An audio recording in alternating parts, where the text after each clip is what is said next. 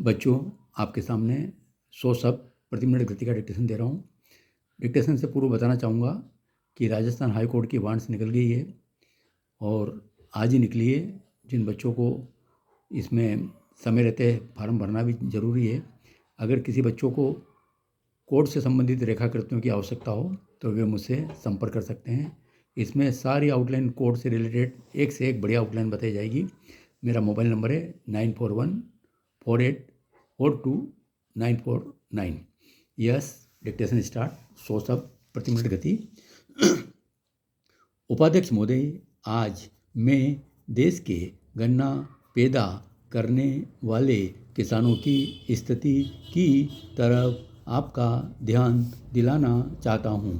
मैंने जिस दिन यह नोटिस दिया था तब मैं समझता था कि शायद उनके गन्ने के मूल्य का जो भुगतान होना है उसकी राशि 100 करोड़ रुपए से ज़्यादा नहीं है।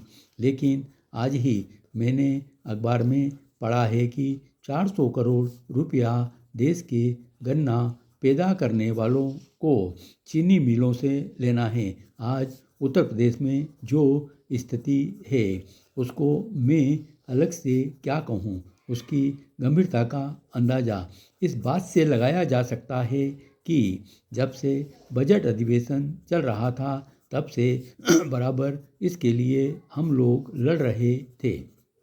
उसके बाद शासक दल के संसद सदस्य माननीय प्रधानमंत्री जी से मिले, मुख्यमंत्री जी से मिले और उनसे निवेदन किया। उन्होंने आश्वासन भी दिया, लेकिन आज तक उसमें कोई कार्रवाई नहीं हुई।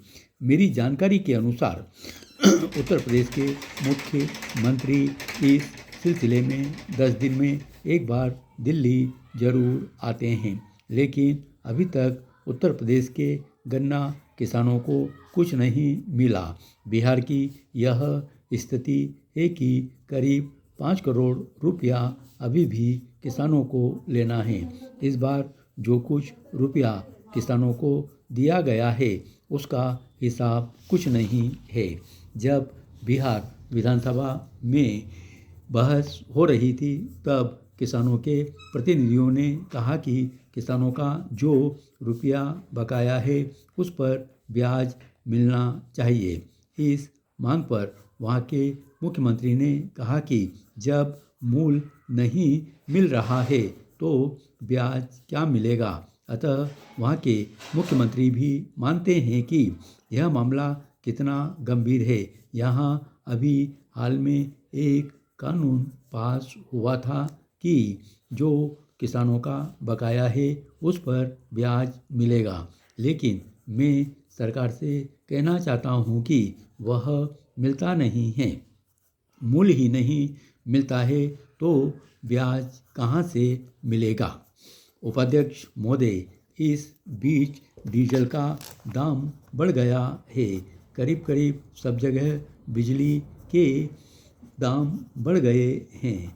हाल में उत्तर प्रदेश में 20% सिंचाई कर बढ़ा दिया गया है। आज तमाम आवश्यक वस्तुओं के दाम बढ़ रहे हैं। किसानों को 2 समय का खाना भी प्राप्त नहीं होता है। गरीबी के कारण वे अच्छे बीज और अच्छी खाद भी नहीं खरीद सकते हैं। अतः हम कैसे उम्मीद कर सकते हैं कि किसान अच्छी फसल उत्पादन करें यदि सरकार उन्हें अच्छा बीज, अच्छा खाद मुहैया कराएगी तो वे निश्चित रूप से अच्छी फसल के लिए ध्यान देंगे। उपाध्यक्ष महोदय, बजट पर जो चर्चा चल रही है उसमें भाग लेते हुए मैं भी अपने विचार सदन के सामने प्रस्तुत करना चाहता हूँ। इस पर विचार करते समय 2 स्थितियों को हमें दृष्टि में रखना होगा। एक दृष्टि यह है कि किस हालत में हमारा देश गुजर रहा है और उसमें हमें क्या करना है। दूसरी दृष्टि यह है कि भविष्य में हम देश को किस दिशा में ले जाना चाहते हैं। जब तक इन दोनों दृष्टिकोणों को सामने रखते हुए इस बजट को नहीं देखेंगे, तब तक हम यह निर्णय नहीं कर पाएंगे कि यह जो बजट हमारे सामने रखा गया है वह देश की दृष्टि से अच्छा बजट है या नहीं। जब मैं इस समय की हालत को देखता हूँ तो मेरे सामने देश की संकटकालीन स्थिति आ जाती है। चीन और पाकिस्तान की तरफ से हमको बड़ा खतरा है। ये दोनों देश हम पर हमला करना चाहते हैं और हमारी आपसी एकता को मिटाकर हमको लड़ाकर देश में बगावत फैलाना चाहते हैं।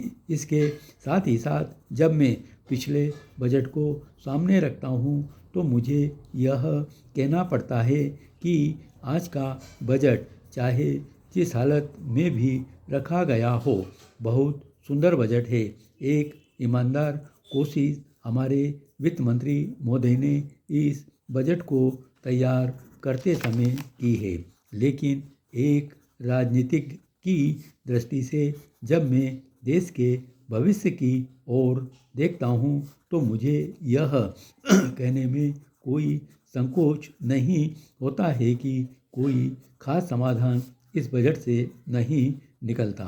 मैं जिस पार्टी से संबंध रखता हूँ और उनके जो उद्देश्य हैं उनको सामने रखते हुए मैं यह कह सकता हूँ कि हमारे सामने जो आदर्श हैं वे सब आज ही पूरे नहीं हो सकते। हमारे वित्त मंत्री या हमारी सरकार आज ही सब कुछ नहीं कर सकती है, लेकिन फिर भी मैं यह ज़रूर देखना चाहता हूँ कि हमारा देश आगे बढ़ रहा है या नहीं।